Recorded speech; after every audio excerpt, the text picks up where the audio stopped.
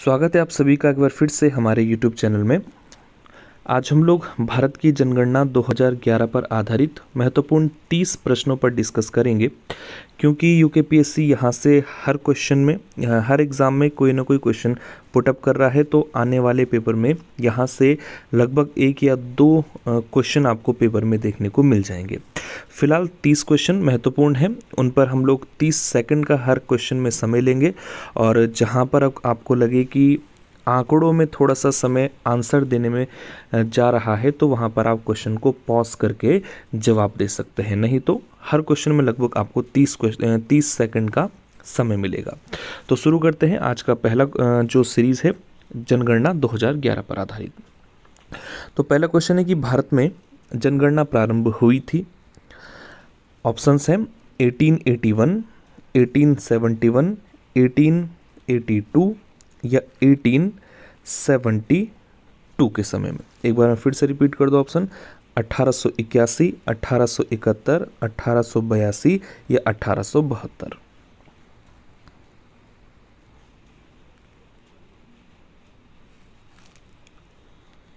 तो इस क्वेश्चन का जो आंसर रहेगा वो ऑप्शन डी होगा।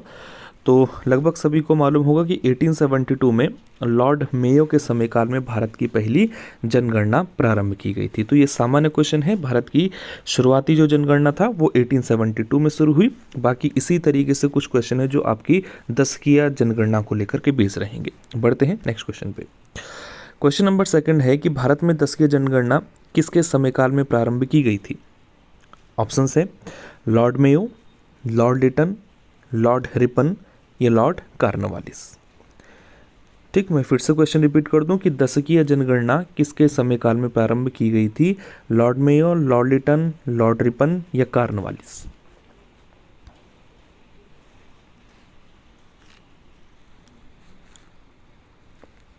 तो इसका सही जवाब होगा ऑप्शन सी लॉर्ड रिपन के समय। तो 1881 के समयकाल में जब लॉर्ड रिपन भारत के क्षेत्र में गवर्नर जनरल की भूमिका निभा रहा था तो इसी के समयकाल में पहली बार दशकीय जनगणना की शुरुआत की गई थी। तो सेकंड क्वेश्चन का आंसर होगा सी ऑप्शन लॉर्ड रिपन। और आपको ये भी पॉइंट ध्यान रखना है कि जो लॉर्ड रिपन है इसको हम भारत में स्थानीय सुशासन का जनक कह करके भी पुकारते हैं। बढ़ते हैं क्वेश्चन नंबर 3 की तरफ। क्वेश्चन नंबर 3 है भारत में जाति आधारित जनगणना किस वर्ष प्रारंभ हुई। ऑप्शंस हैं 1931, 1921, 1911 या 1901। तो जाति आधारित जनगणना प्रारंभ होने का वर्ष बताना है। 1931, 1921, 1911 या 1901 में।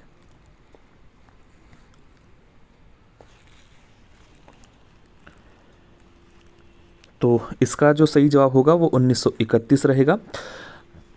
सिंपल सा फैक्चुअल क्वेश्चन है, आपको इसको ध्यान रखना है। बढ़ते आगे। क्वेश्चन नंबर 4 है जनगणना का महाविभाजक वर्ष कहा जाता है इनमें से किसे। ऑप्शंस हैं 1921, 1931, 1922 या 1919। जनगणना का महाविभाजक वर्ष है 1921, 1931, 1922 या 1919।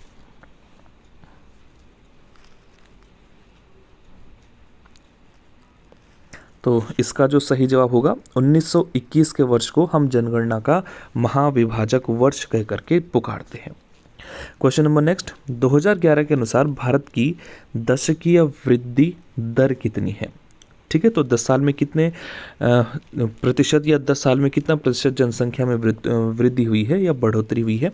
ऑप्शन है 17.7%, 17.5%, 17.6% या 17.8%। दशकीय वृद्धि दर बतानी है।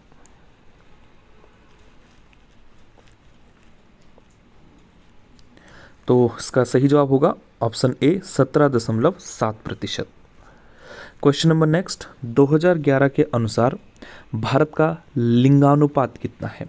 ऑप्शंस है 963, 943, 953 या 933। तो सेक्स रेशियो बताना है 963, 943, 953 या 933।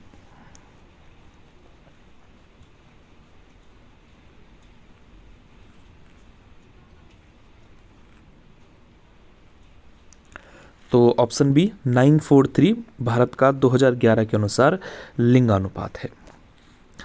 नेक्स्ट क्वेश्चन है 2011 के अनुसार भारत का जनसंख्या घनत्व प्रति व्यक्ति कितना है?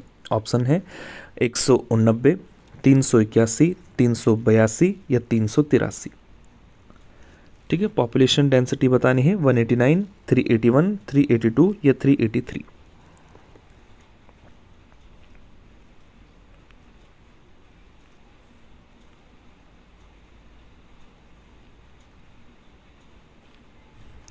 तो ऑप्शन सी 382 जो भारत की 2011 के अनुसार जनसंख्या घनत्व है वो 382 का है, तो ध्यान रखना 382।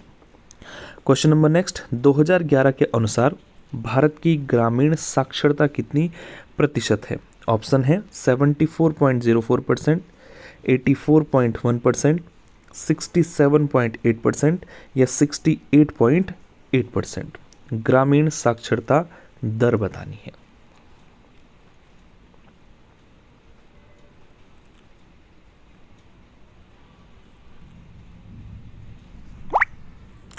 तो इसका जो सही जवाब होगा 67.8% है।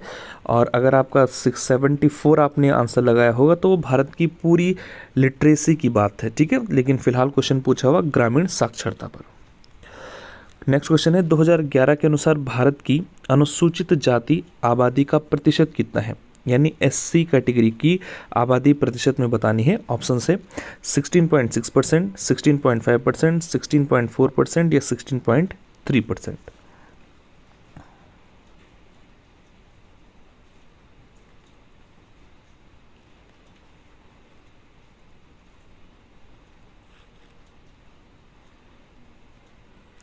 तो ए ऑप्शन सही जवाब होगा 16.6% जो आबादी है वो भारत में अनुसूचित जाति यानी एससी कैटेगरी से रिलेट करती है।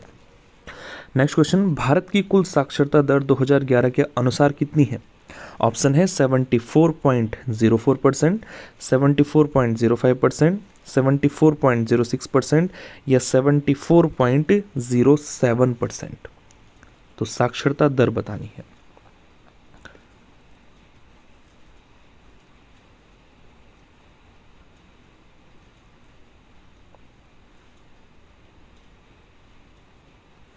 तो ऑप्शन ए यानी 74.04% भारत की टोटल साक्षरता या लिटरेसी दर है। नेक्स्ट क्वेश्चन है भारत की अनुसूचित जनजाति आबादी प्रतिशत 2011 के अनुसार कितना है? तो अनुसूचित जनजाति यानी एसटी का परसेंट बताना है। 8.3%, 8.4%, 8.5% या 8.6%।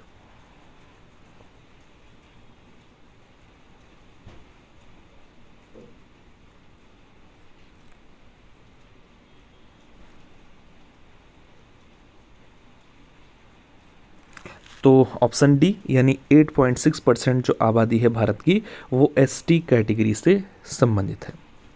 क्वेश्चन नंबर नेक्स्ट भारत की कुल जनसंख्या विश्व की जनसंख्या का कुल कितना प्रतिशत है? ऑप्शन है 17.3%, 17.5%, 17.7% या 17.9%। टोटल पॉपुलेशन विश्व के संबंध में भारत की कितनी है?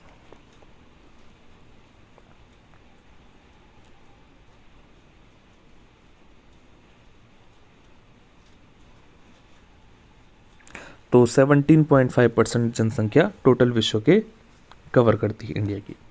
क्वेश्चन नंबर नेक्स्ट है भारत की कुल जनसंख्या के अनुसार दूसरा सबसे बड़ा राज्य है, यानी दूसरा सबसे बड़ा राज्य बताना है जहां सबसे ज़्यादा जनसंख्या मिलती है। ऑप्शन है उत्तर प्रदेश, बंगाल, राजस्थान या महाराष्ट्र।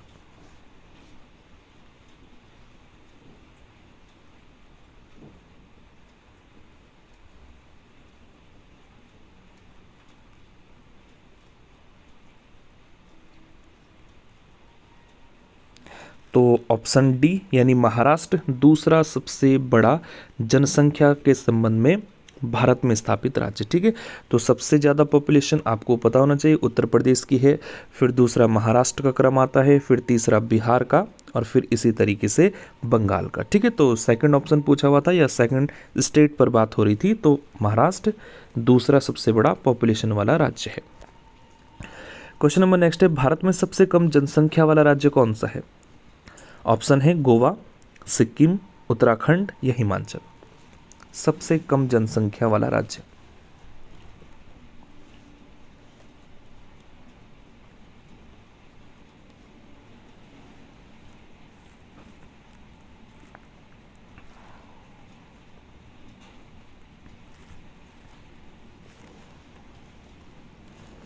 तो सामान्य क्वेश्चन था, ऑप्शन बी यानी सिक्किम जो है भारत में सबसे कम जनसंख्या वाला राज्य है। और सिक्किम के बाद जो अगर क्रम देखा जाए तो सिक्किम के बाद मिजोरम, मिजोरम के बाद अरुणाचल प्रदेश और अरुणाचल प्रदेश के बाद गोवा का क्रम आता है। ठीक है, तो आप उनको भी सीक्वेंस के रूप में याद रखना। क्वेश्चन नंबर नेक्स्ट है, मेघालय, अरुणाचल, बिहार और उत्तराखंड, इनमें से किस राज्य में सर्वाधिक दशकीय वृद्धि दर बताई गई है? तो सबसे ज़्यादा दशकीय वृद्धि दर किस में है? आप ऑप्शन देखते हैं या ऑप्शन सामने, मेघालय, अरुणाचल, बिहार या उत्तराखंड। सबसे ज़्यादा दशकीय वृद्धि कहाँ पर है?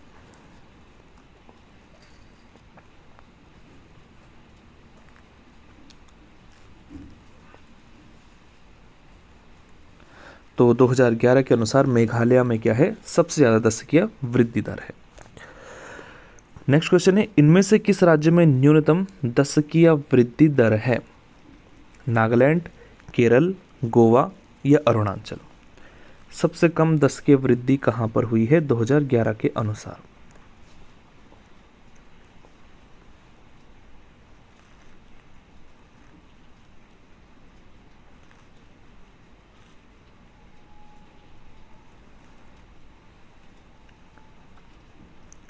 तो जो सही जवाब होगा यहाँ पर नागालैंड सही जवाब है, जहाँ पर सबसे कम दशकीय वृद्धि दर काउंट की गई है। तो अगर हम क्रम से देखें तो नागालैंड के अलावा केरल और गोवा में सबसे कम न्यूनतम दशकीय वृद्धि दर मापी गई है।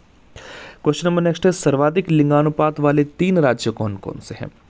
ऑप्शन है केरल, आंध्र, तमिलनाडु, केरल, तमिल, आंध्र प्रदेश, केरल, मिजोरम, तमिलनाडु या केरल, अरुणाचल, सिक्किम। सबसे ज़्यादा लिंगानुपात कहाँ पर है?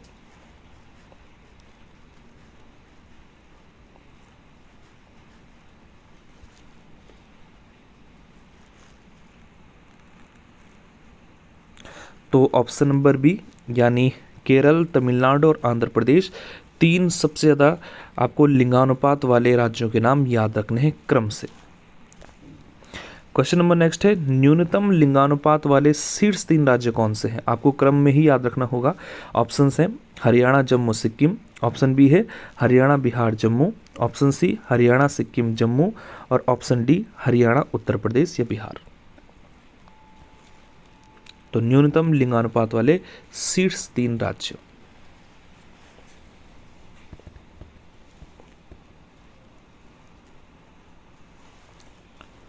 तो इसका जो सही जवाब है ऑप्शन नंबर ए यानी हरियाणा, जम्मू और सिक्किम में सबसे कम लिंगानुपात दर्शाया गया है। क्वेश्चन नंबर नेक्स्ट, न्यूनतम साक्षरता दर वाले राज्य कौन से हैं? ऑप्शन है पहला केरल, मिजोरम, गोवा। दूसरा ऑप्शन है बिहार, अरुणाचल, सिक्किम। तीसरा ऑप्शन बिहार, सिक्किम, राजस्थान और चौथा ऑप्शन है बिहार, अरुणाचल और राजस्थान। न्यूनतम साक्षरता वाले 3 राज्य।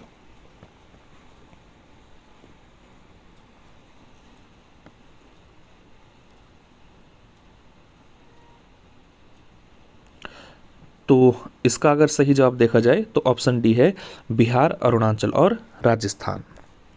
क्वेश्चन नंबर नेक्स्ट, सर्वाधिक साक्षरता वाले 3 राज्य कौन कौन से हैं? ऑप्शंस हैं पहला ऑप्शन दिल्ली, महाराष्ट्र, कलकत्ता। दूसरा ऑप्शन केरल, मिजोरम, त्रिपुरा। तीसरा ऑप्शन केरल, मिजोरम, गोवा और चौथा ऑप्शन है केरल, हिमाचल, सिक्किम। आप लोग पॉज करके भी जवाब दे सकते हैं, अपना कंक्लूजन करना है केवल। तो सर्वाधिक साक्षरता वाले राज्य, तो इसका सही जवाब है ऑप्शन सी केरल, मिजोरम और गोवा सर्वाधिक साक्षरता वाले 3 राज्य हैं। नेक्स्ट क्वेश्चन है, सर्वाधिक अनुसूचित जाति जनसंख्या वाले राज्य कौन से हैं जहां एससी सर्वाधिक मिलते हैं? Option A Uttar Pradesh, Bihar, Bengal. Option B Uttar Pradesh, Bengal, Bihar. Option C Bihar, Uttar Pradesh, Bengal और ऑप्शन डी बंगाल, उत्तर प्रदेश और बिहार। सर्वाधिक एससी वाले राज्य?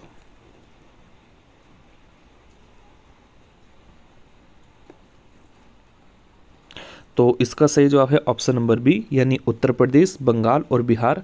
यहाँ पर सर्वाधिक एससी कैटेगरी पाई जाती है। ठीक है, तो इनका क्रम भी याद रखते हुए चलना है। क्वेश्चन नंबर नेक्स्ट है, सर्वाधिक नगरीय जनसंख्या किस राज्य में स्थित है? ऑप्शन है पहला हिमाचल, दूसरा ऑप्शन महाराष्ट्र, तीसरा सिक्किम या चौथा ऑप्शन गोवा। सर्वाधिक नगरीय जनसंख्या।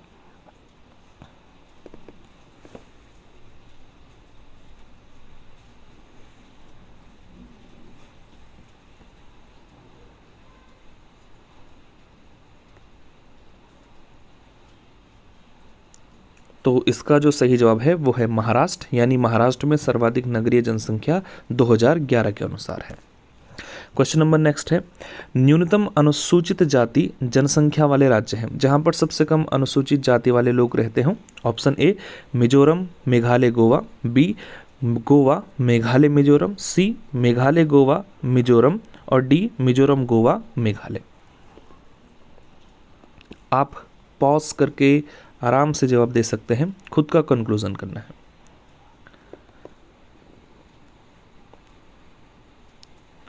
तो जो न्यूनतम अनुसूचित जाति वाले राज्य हैं वो मिजोरम, मेघालय और गोवा है। क्वेश्चन नंबर नेक्स्ट, प्रतिशत की दृष्टि से न्यूनतम नगरीय जनसंख्या कहाँ है? ऑप्शन है बिहार, बी हिमाचल, सी उत्तराखंड, डी सिक्किम। न्यूनतम नगरीय जनसंख्या वाला राज्य कौन सा है? केवल एक बताना है।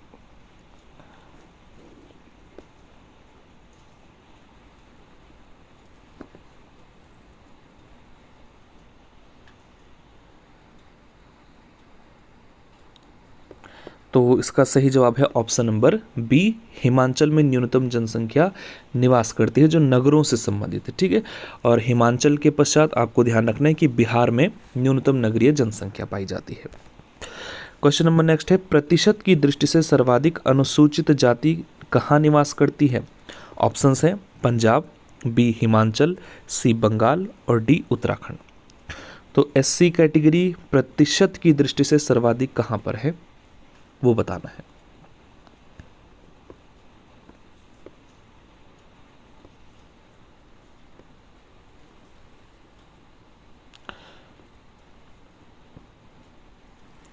तो इसका जो सही जवाब होगा वो पंजाब है, यानी पंजाब में सबसे ज़्यादा अनुसूचित जाति प्रतिशत के हिसाब से निवास करती है। ठीक है, इसी तरीके से पंजाब के बाद अगर देखें तो हिमाचल प्रदेश का क्रम आता है और हिमाचल प्रदेश के बाद बंगाल का। क्वेश्चन नंबर नेक्स्ट है, सर्वाधिक अनुसूचित जनजाति वाले राज्य हैं जहां एसटी सर्वाधिक हों। ऑप्शन है Madhya Pradesh, Maharashtra, Orissa, B option Orissa, Maharashtra, Madhya Pradesh, C option है महाराष्ट्र, उड़ीसा, मध्य प्रदेश या डी इनमें से कोई नहीं। सर्वाधिक एसटी वाले राज्य।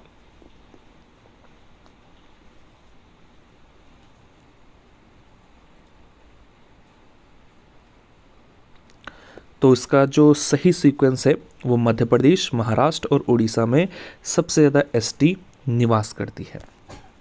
नेक्स्ट क्वेश्चन है, न्यूनतम अनुसूचित जनजाति वाले राज्य हैं। एसटी बताना है सबसे कम कहाँ है। पहला ऑप्शन गोवा, राजस्थान, उत्तराखंड, दूसरा option Uttarakhand, Madhya Pradesh, Uttar Pradesh, C option Goa, Sikkim, Uttarakhand या डी ऑप्शन मध्य प्रदेश, सिक्किम, उत्तराखंड।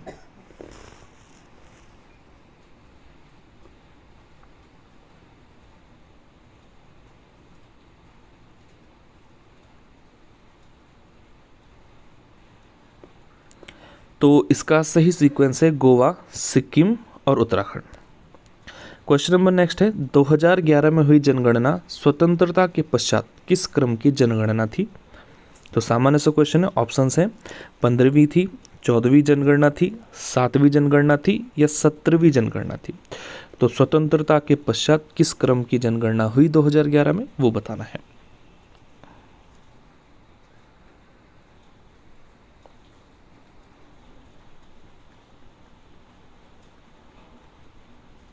तो ऑप्शन सी यानी 7वें नंबर की ये जनगणना की गई थी। क्वेश्चन नंबर नेक्स्ट है, 2011 के अनुसार महिला साक्षरता दर कितनी है?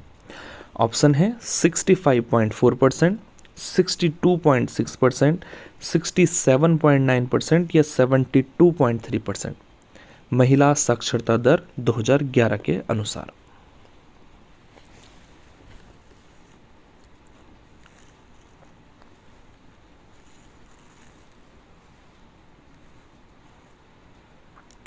तो ऑप्शन ए यानी 65.4% महिला साक्षरता दर 2011 के अनुसार है। क्वेश्चन नंबर नेक्स्ट है, जनगणना कार्य किस मंत्रालय के अंतर्गत संपन्न होते हैं? तो ऐसे भी प्रश्न आपको देखने को मिल सकते हैं। ऑप्शन देख लेते हैं, संस्कृति मंत्रालय, समाज कल्याण मंत्रालय, गृह मंत्रालय या शिक्षा मंत्रालय। तो कौन सा मंत्रालय जनगणना को कंप्लीट करता है या किसके अंतर्गत होता है? जवाब दे सकते हैं।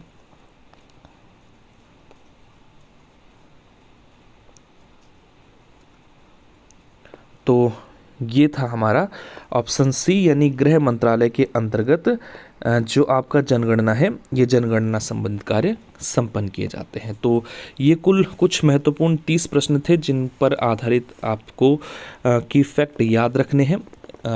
ये नॉर्मल से थे और कुछ कुछ क्वेश्चन सीक्वेंस वाले थे। इसके अतिरिक्त भी आप अपने तरीके से याद कर सकते हैं। कोशिश करना कि जो वीडियो है इसको आप ऑडियो के रूप में सुन करके इन आंकड़ों को याद करें। तो फिलहाल आज के लिए यहाँ पर ही, बाकी एक नई वीडियो को लेकर के डिस्कस करें।